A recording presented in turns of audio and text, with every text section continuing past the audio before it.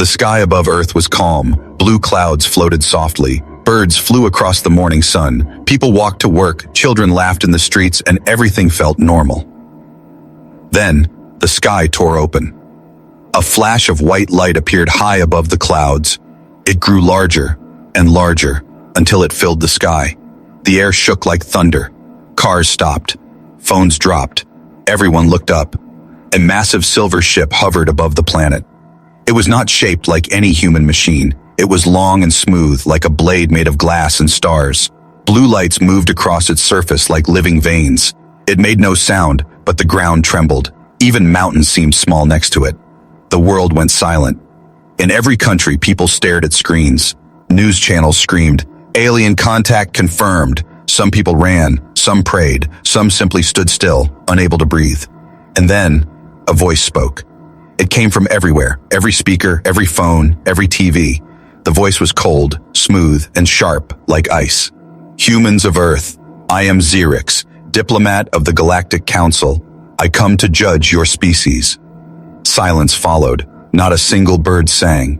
Xerix appeared on screen. He stood tall, thin, and glowing faint blue. His eyes were black like space. He wore a shining cloak of silver threads that moved as if alive. He did not smile. He did not blink. He only stared. "You call yourselves intelligent," he said. "We call you primitive." Gasps echoed across the world. Xerix continued, his voice steady, almost bored. "The Galactic Council sent me to study you. If you are worthy, you will join our alliance. If you are not..." He paused. His dark eyes seemed to look through the screen and into every human heart. "Then Earth will become property of the Council." Panic exploded. Governments sent fighter jets into the sky. Scientists shouted for peace. Leaders argued on live TV. The world fell into chaos. But Xerix ignored them all. He stepped off his ship and floated down through the clouds. He landed in the center of New York City. The streets were empty. Buildings stood like silent guards. A soft blue light followed his steps. Xerix looked around slowly. His eyes scanned the buildings, the cars, the sky. He whispered to himself, "Stone, metal, smoke. So fragile." Then, a small sound broke the silence. Footsteps. A young man walked slowly toward him. No soldiers, no armor. Only a simple black suit and a calm smile. His name was Jack Carter, the youngest human ambassador chosen by the United Nations. He was 24 years old, with brown hair and honest eyes. Xerix tilted his head. "One human," he said. "Alone." Jack stopped a few steps away from him. He placed a small Earth flag on the ground between them. "Welcome to Earth," Jack said softly. Xerix's black eyes flashed with blue light. He scanned Jack from head to toe like a machine. "This world sends a child to greet me?" "This world sends someone who still believes in peace," Jack replied. Xerix stared. For the first time, he blinked. Then he laughed. It was a cold, sharp sound that echoed across the empty street. "Peace is weakness," Xerix said. "Your species fights over water, over paper, over noise in the air." Jack stayed calm. He placed his hands behind his back. "We also fight for each other," he said. "We fight for family, for friends, for dreams." Xerix said nothing. His cloak moved like smoke around him. He finally turned away, looking up at the tall glass towers around them. "Your world is loud, small, broken," Xerix said. "Yet curious." Jack smiled faintly. "Curious is a good start." Xerix's eyes narrowed. "We will see." Far above, the giant ship floated silently in the sky. Its shadow covered half the city like a dark cloud. Tiny lights moved inside its body, like stars trapped in glass. Somewhere inside, invisible machines watched, listened, and recorded every sound. Xerix touched a glowing stone on his wrist. A blue circle appeared in the air, spinning like a portal. He spoke into it in a language of echoes and static. "Report to the Council, initial contact complete. Humans are weak. I will confirm soon." The blue circle faded. Xerix turned back to Jack. "You have 7 days. Show me why you deserve to exist." And with that, Xerix floated up into the air like a shadow rising from the ground. He vanished into the clouds. The wind blew hard for a moment, then stopped. Jack stood alone in the empty street, looking up at the silver ship. His heart was racing, his hands were shaking, but he smiled. "We'll show you," he whispered. "We'll show you who we are." Far above, hidden in the black windows of the ship, Xerix watched him through glowing eyes, and for the first time, the selfish alien felt something he could not name. The next morning, the world held its breath. Xerix, the alien diplomat, had chosen the place, the United Nations Hall in New York. Every seat was full. World leaders, scientists, soldiers, reporters, everyone waited in silence. Camera lights blinked like nervous stars. The silver alien ship floated high above the city, still and silent, like a frozen moon. Then the doors opened. Xerix entered. He did not walk. He floated a few inches above the floor, silent and glowing faint blue. His silver cloak curled in the air like smoke underwater. His black eyes scanned the room, cold and slow, like a predator searching for prey. The entire hall went quiet. Even the air seemed to hide. Jack Carter stood at the front wearing the same calm smile from yesterday, but inside his chest felt like a war drum. His heart hammered against his ribs. Still, he did not move back. Xerix stopped in front of the human crowd. He looked at them as if they were insects crawling on glass. "This is your council of leaders?" he said.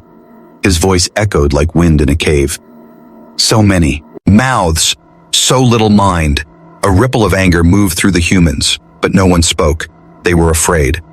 Xerix slowly turned his black gaze on Jack.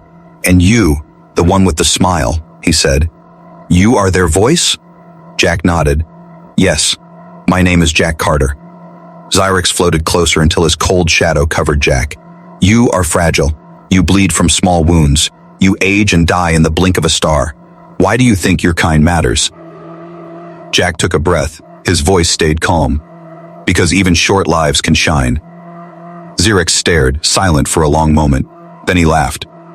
It was sharp, like glass breaking in an empty room. "Shine? Your people kill each other over flags. You burn your own air. You poison your water. You call this shining?" Jack did not flinch. "We make mistakes, but we also make art, music, love. We dream of better. That's our shine." Xerix tilted his head, almost curious, but he quickly hid it. He turned to the crowd. "I see fear in your eyes," he said. "Fear is proof of weakness. Weakness is proof of failure." The hall grew tense. Soldiers at the edge of the room gripped their weapons, unsure what to do. Jack stepped forward, voice calm but firm. "Fear can also be proof of courage. It means we fight even when we're scared." Xerix's black eyes flashed bright blue. He moved so close his cold glow touched Jack's skin. "Fight me then, now!" Gasps echoed through the hall. Jack stood still. "I'm not here to fight," Jack said softly. "I'm here to understand." For a second, no one breathed. Then Xerix turned away with a slow, sharp movement, like a blade twisting in the air. "Understanding is for equals," he said. "You are not my equal." Xerix raised his hands. A blue circle of light appeared, spinning in the air. Tiny fragments of light danced around him. Screens lit up around the hall, showing images, wars, pollution, burning foe, rests, starving children. "This is what you are," Xerix said. "Violent, wasteful, broken." People lowered their eyes. Shame spread through the room like smoke. Jack looked at the images. Then he looked at Xerix. "Yes," he said, "we are broken, but broken things can be fixed." Xerix froze. For the first time, something flickered in his cold eyes. A small spark, like confusion or curiosity. He shut it away. "You speak like your species has value," Xerix said. "Prove it." Jack stood taller. "Come with me," he said. "See our world, not just our mistakes. See who we really are." The room gasped. Was he crazy? Invite an alien judge to walk among them? Xerix looked down at Jack for a long, silent moment. Then he smiled. It was not warm. It was thin and sharp, like a knife pretending to be a smile. "Very well," he said. "I will walk your broken world. I will watch your kind. I will find the truth."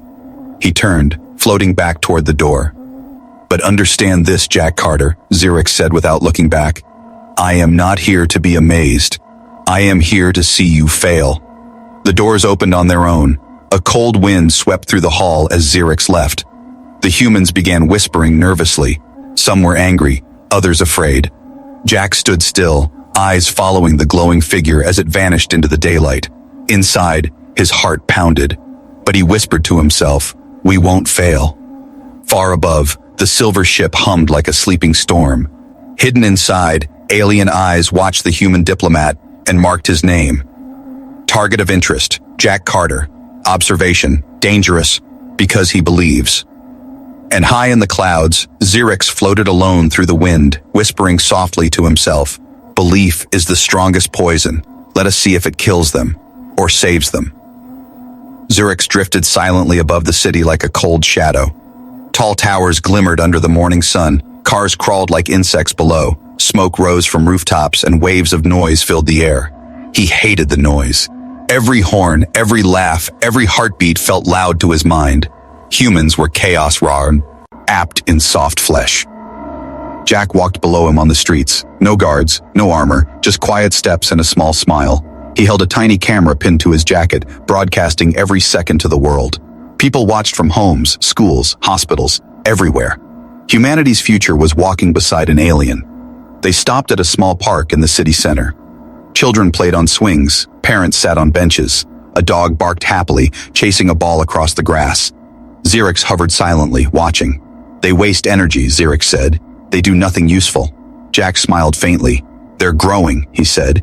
"Play is how we learn." Xerix's black eyes narrowed. "In my world, the young are trained from birth. No play, only purpose."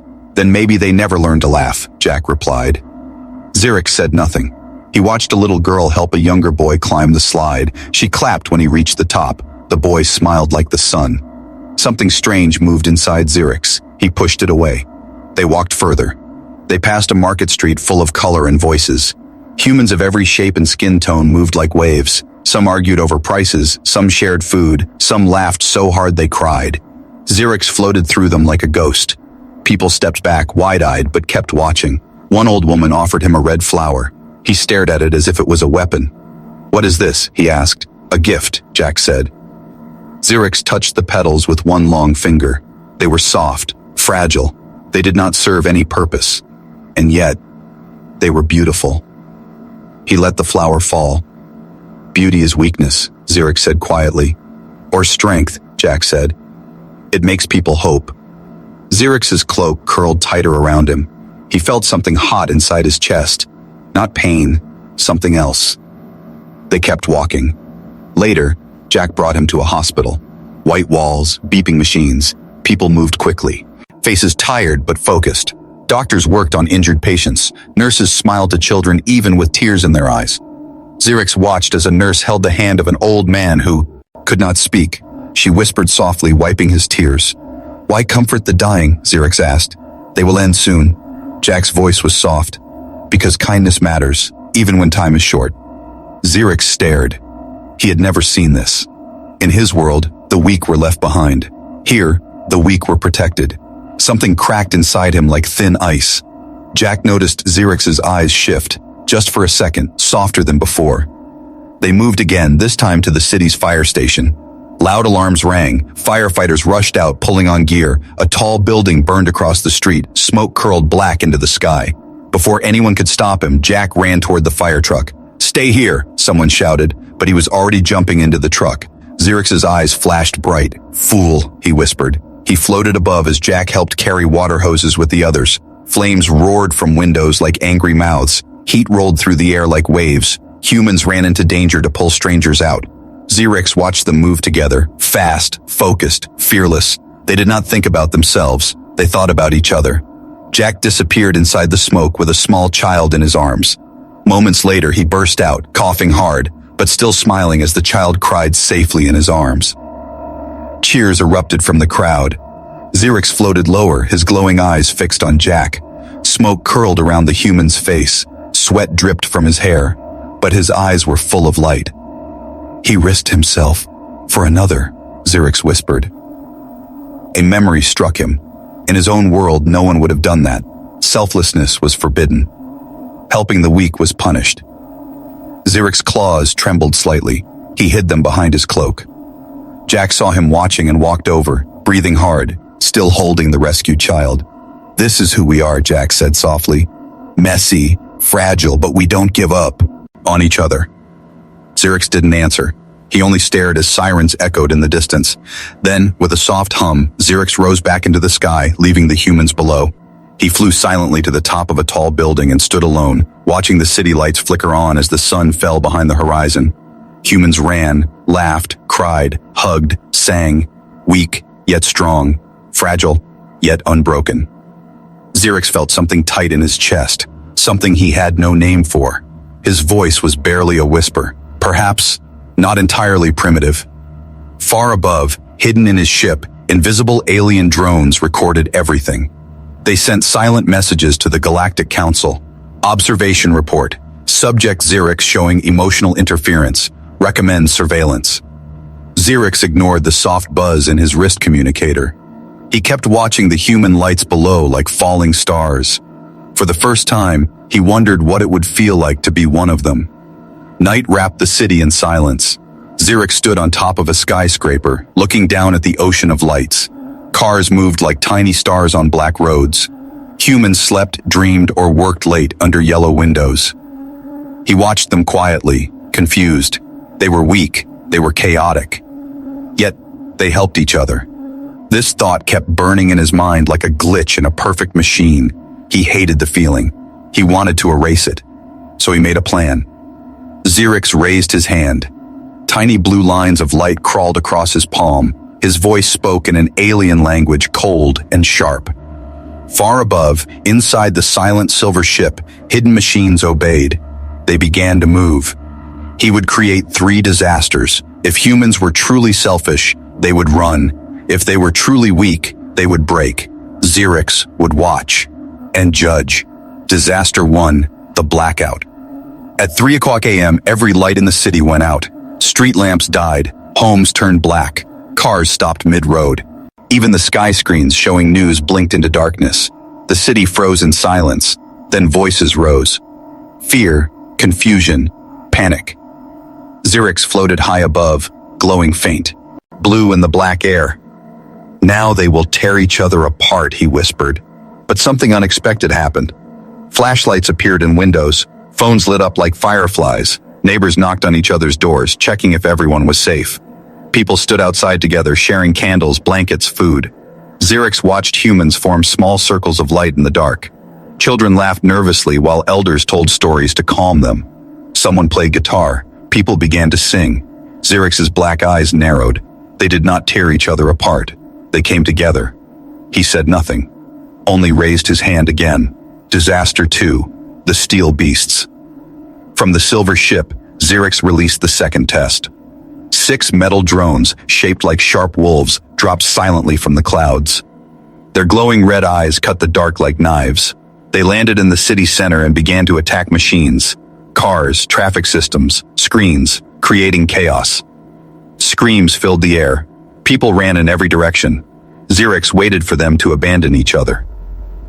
But instead, humans fought back. Police formed lines to block the drones. Firefighters used water cannons to push them away. Ordinary people threw stones, metal pipes, anything they could find. One man even stood in front of the drones to protect 2 children. He fell, but others pulled him to safety. Then Jack appeared. He ran straight toward the fight, no weapon in his hands, only courage in his eyes.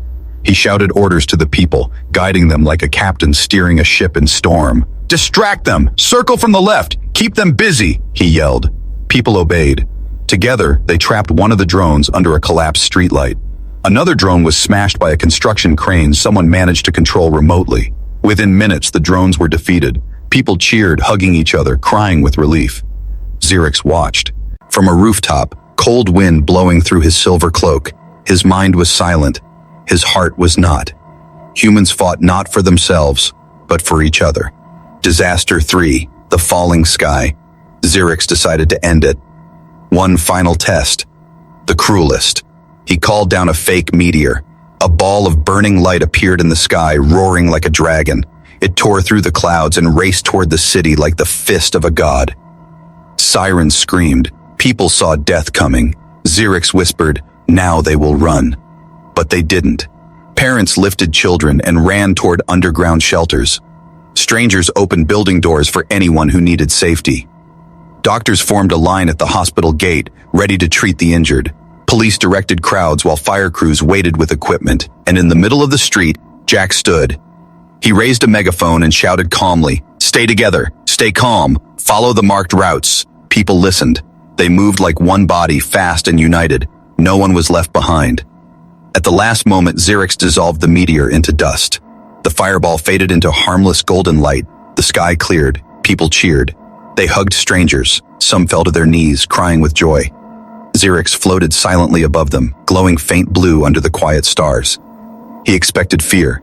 He found unity. He expected chaos. He found order. He expected selfishness. He found sacrifice. His cold mind trembled. Something was breaking inside him, something he did not understand. He returned to the top of the skyscraper where he had started, standing alone in the wind. The city sparkled below, alive and strong. He whispered to himself, voice sharp but shaking, "They are not supposed to win."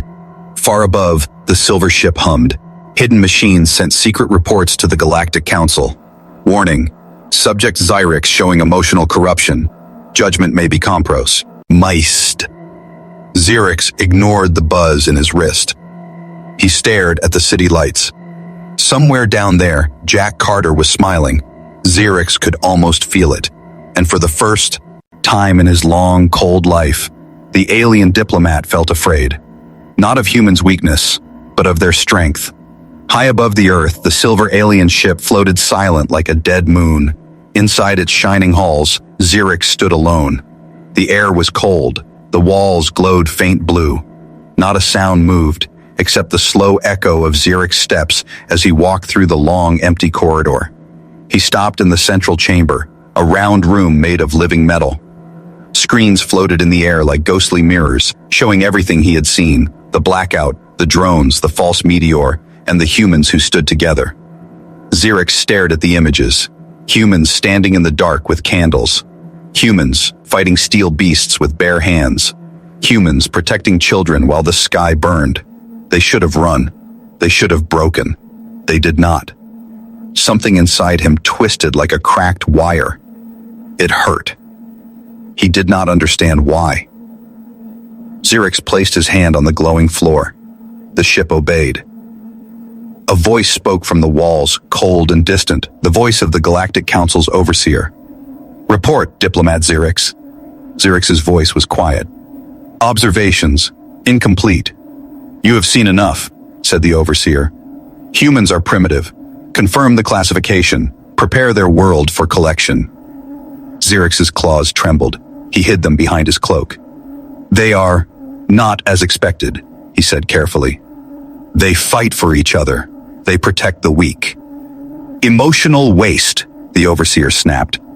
"Logic rules all superior species." Xerix hesitated, then bowed his head. "Understood." The voice faded. Silence returned, heavy as stone. Xerix walked slowly to his private chamber. It was dark, full of thin silver strands floating in the air like frozen smoke. Here he could see the stars beyond the glass walls. He sat alone on a floating chair, staring at the spinning blue planet below. His black eyes showed no emotion, but his mind burned like a storm. Humans were supposed to be weak, but they were strong. They were supposed to be selfish, but they risked themselves for strangers. They were supposed to fear him, but Jack smiled at him, like an equal. Xerix pressed his clawed hands against his chest. He felt something there. Something small, warm, and terrifying. He hated it, and he wanted more of it. Memories from his own world rose in his mind. Cold cities of glass, silent towers. No laughter, no music, no hugs, no songs, no hope. His people did not help the weak. They erased them. Xerix remembered when he was young, just born from the gene chambers. He had fallen once while training. No one helped him stand. They only watched in silence. If he had stayed down, they would have left him to die. That was the law. No weakness, no mercy, no love. Yet here, on this blue world, weakness and mercy were everywhere, and they made the humans stronger. Xerix's claws dug into the chair. His mind split like breaking glass. "I must destroy them," he whispered. "I must save them." The words shocked him. He froze. Save them? Why would he say that? A soft beep echoed from the wall. A message. He turned. The screen showed Jack Carter standing on a balcony somewhere in the city, speaking calmly into the camera. "I know you're watching," Jack said. "You saw us fight. You saw us help. I don't know if that matters to you, but it matters to us. Wind moved Jack's hair. His voice was gentle. We are not perfect. We are messy, but we try. We keep trying. Xerx's chest tightened. He touched the screen with one glowing finger. Jack smiled faintly. Decide with truth, not pride. The message ended. Xerx sat frozen in the silence. Jack's words echoed in his mind like soft hammers hitting steel. Truth, not pride, but pride was all Xerx had ever known. One pride was survival. Pride was everything.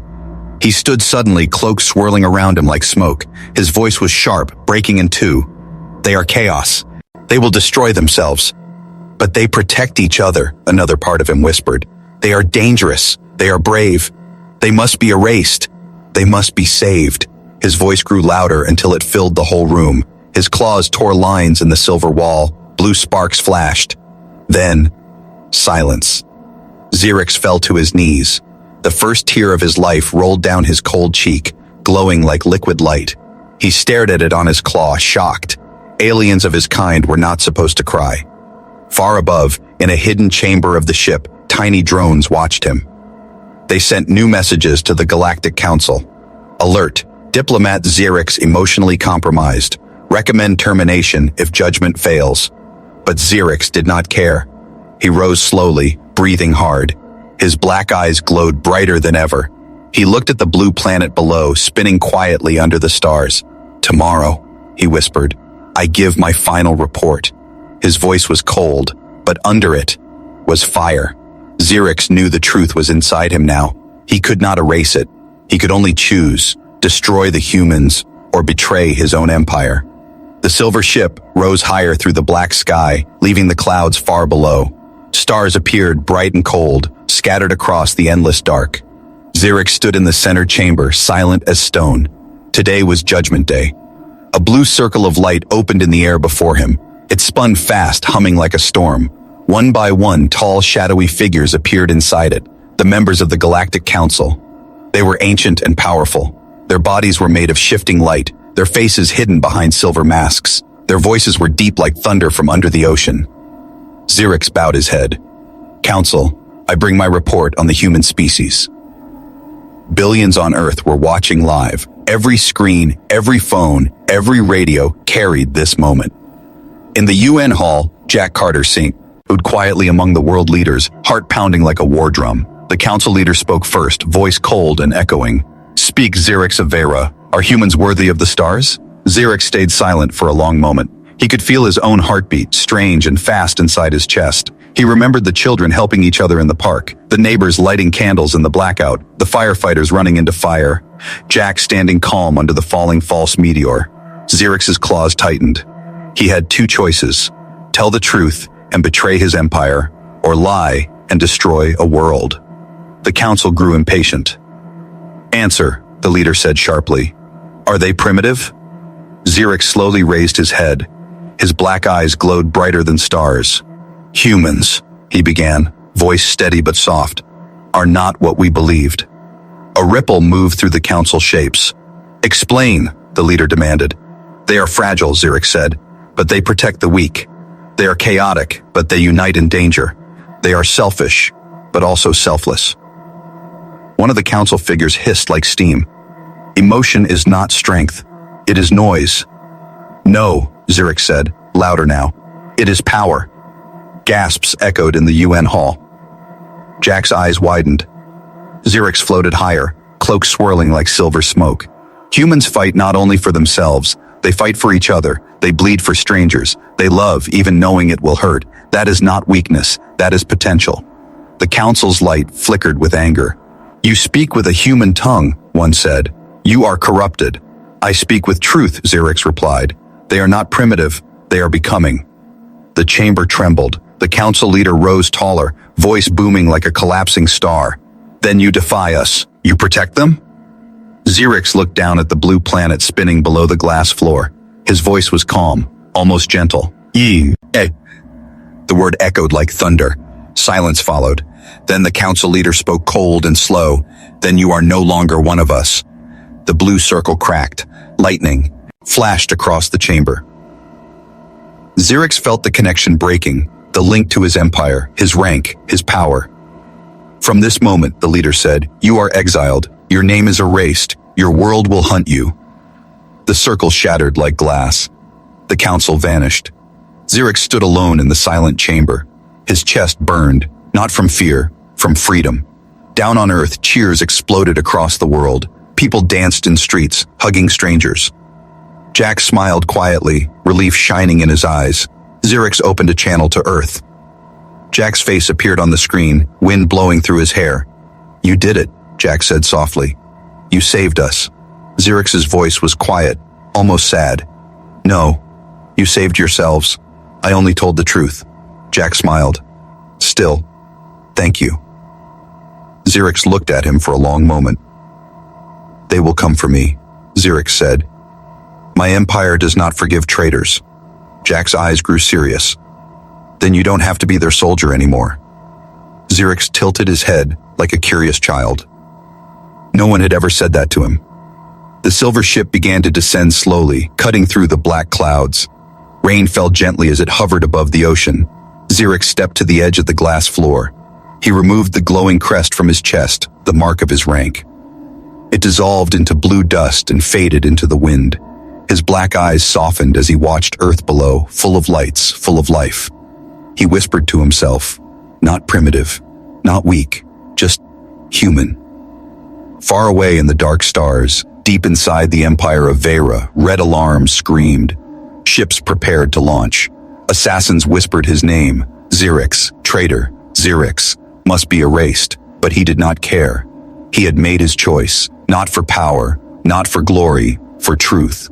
And far below in the human city, Jack Carter looked up at the glowing ship and whispered, welcome home. The silver ship cut through the clouds like silent lightning. Below, the blue ocean stretched forever. Tiny islands glimmered like stars on dark water. Seagulls cried as the ship's shadow passed over them. Xerix stood at the glass edge of the command deck, watching the world. Raindrops slid down the glass like silver tears. He had betrayed the council. He had saved the humans. And for the first time in his long life, he felt alive. But deep inside, a voice whispered, they will come for you. He pushed the thought away. The ship landed gently on a small island off the coast of Earth. Waves splashed on black rocks. Palm trees bent under soft wind. Jack Carter waited there, standing on the shore in a raincoat, holding an umbrella. When Xerix floated down from the ship, the rain stopped as if the sky itself was afraid of him. Jack smiled. Welcome to Earth, officially this time. Xerix tilted his head. You greet a traitor? I greet a friend, Jack said simply. The word hit Xerix like a strange warm light. Friend. No one in his empire had ever called him that. They walked together along the shore. Waves crashed softly behind them. What will you do now? Jack asked. Xerix looked at the ocean. I do not know. I was made to obey. Now I am nothing. You're not nothing, Jack said. You're free. Xerix stayed silent. The word felt heavy and strange. Free. That night, they built a small fire on the beach. Jack told him stories about human explorers, dreamers, and rebels. Xerix listened quietly, his black eyes reflecting the flames. He almost smiled. Then the stars blinked. Xerix froze, his head snapped up. High above, a shadow moved across the stars. It was thin, fast, silent. Too fast to be a bird, too cold to be a cloud. Xerix stood slowly. They found me. Jack looked confused. Who? Xerix's voice became sharp. Hunters. Suddenly, the sky ripped open. 3 black ships of Jersey appeared like knives cutting through the night. They were smaller than Xerix's ship, but faster, built for killing. Red lights glowed on their sides. They made no sound as they circled the island like sharks. Jack's eyes went wide. They're here for you? Xerix's claws extended from his hands, shining like molten metal. They are here to erase me. A loud hum cracked the air. A red beam shot from one hunter ship and hit the sand where Jack stood. The ground exploded. Jack fell, covering his face. Xerix moved faster than human eyes could follow. He stood over Jack, cloak glowing like liquid silver, a blue shield spreading from his chest. The next red beam hit the shield and shattered into sparks. Xerx's voice roared across the island. "This is not your war. Go back." The hunter ships ignored him. They opened their wings. Blades of light spun from their sides. They were going to burn the island. Xerx raised his hands to the sky. Blue energy spiraled from his body, forming a massive barrier over the island like a dome. Waves crashed against it. The hunter ship slammed into the barrier, trying to break through. Jack crawled to his feet. "Xerx, you can't fight them alone." "I must," Xerx said. His eyes glowed like two tiny suns. The air shook. Lightning cracked across the sky. Xerx launched into the air like a comet, silver light blazing behind him. He slammed into the first hunter ship. Metal tore apart. Fire spilled into the night. The ship exploded over the ocean. The other two turned sharply and fired red spears of light. Xerx twisted through them like a storm, his cloak cutting through beams. He grabbed the second hunter by its wing, spun it like a blade, and threw it into the third. They collided, bursting in fire and smoke above the black water. Silence fell. Jack stood on the beach, mouth open, staring at the burning pieces falling into the ocean. Xerx landed gently on the sand. His silver armor was cracked. Blue light leaked from the wounds on his chest. Jack ran to him. "You're hurt!" Xerx looked at his glowing cracks. His voice was soft. "Pain. Feels strange." He fell to one knee. Suddenly the sand around them began to glow red. Xerx's eyes widened. "No." Dozens of red circles appeared on the ground. Symbols from his empire. Teleport seals. One by one, tall, dark shapes rose from the glowing circles. More hunters, silent and sharp like shadows. 10, 20, 30 of them. They surrounded the beach, red eyes glowing. Xerx stood slowly, blue blood dripping from his side. Jack grabbed a fallen piece of alien metal and held it like a sword, hands shaking. Xerx glanced at him. "Stay behind me." Jack shook his head. "No, I'm with you." For a moment, Xerx almost smiled. Then the hunters raised their weapons. The night went silent. The ocean stopped moving. The stars seemed to fade. Xerx whispered almost to himself, "So, it begins." And the hunters charged.